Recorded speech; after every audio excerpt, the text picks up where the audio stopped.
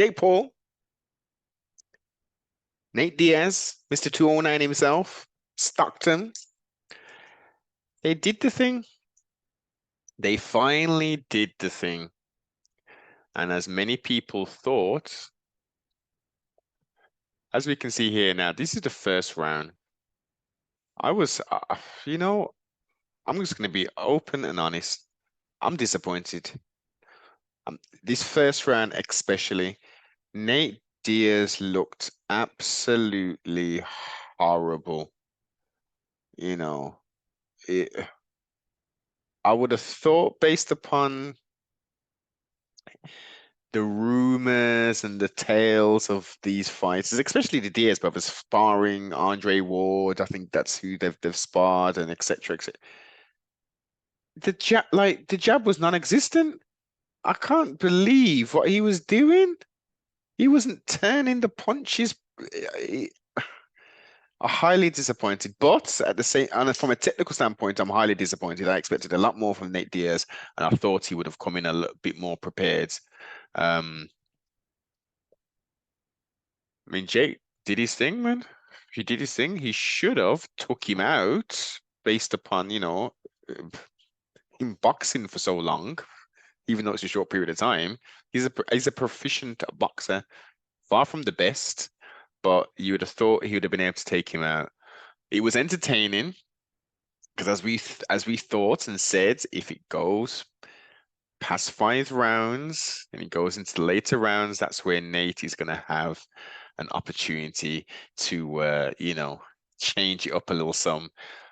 And yeah, he came alive a little bit. I think we can give him he definitely give him a 1 round. He definitely won 1 round, which I think was round number 4. I think you could even possibly give him another round, but it was just a total shutout, man. I mean, let's just talk about it. Boxing fans, fanatics, community versus the MMA fanaticals and community. And it was entertaining, as I say, it was an entertaining spectacle. Let's call it for what it is. But it's not a good look for MMA, man. It's not a good look. I mean, obviously, Jake's picking the fights that are getting him to where he's getting into. He's getting his victories. The only time he's lost is to Tommy Fury. And again, he's not the best boxer either, but he's still a better boxer than Jake Paul. Um,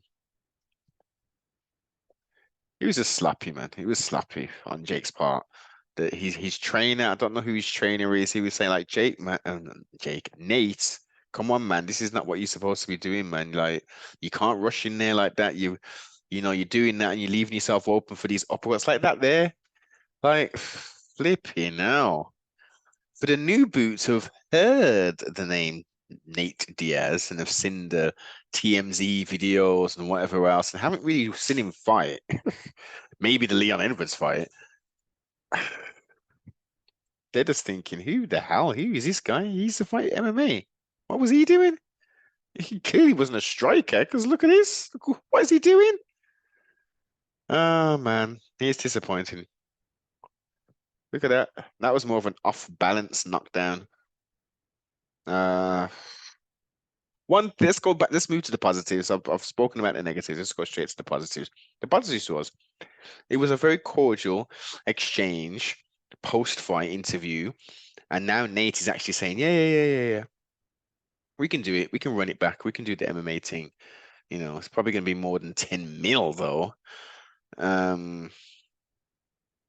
Post events, I think Ariel Hawani was asking Jake about said fights, and he was like, yeah,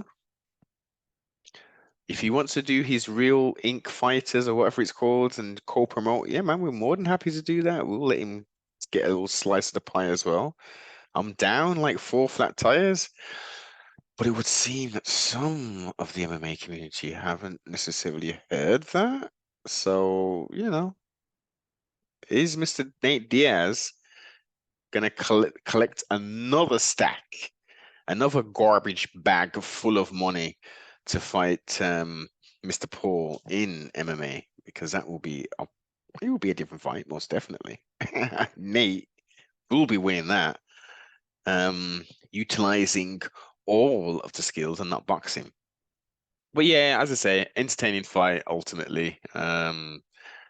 Just a terrible look for the MMA community and obviously the hardcore boxing fans and community aren't very happy at these spectacle fights that are taking place. But they're getting eyes on it of sorts. The sport as a whole, maybe some people might think, actually, we've watched this one. They're talking about this potential fight's going to be big. Let's maybe watch that. The chances of that crossover is going to be, I would say, less than double figures, so maybe 9%, you know. But yeah, it is what it is, man. What are your thoughts? Was it indeed a spectacle, or were you happy with it? Let me know in the comments.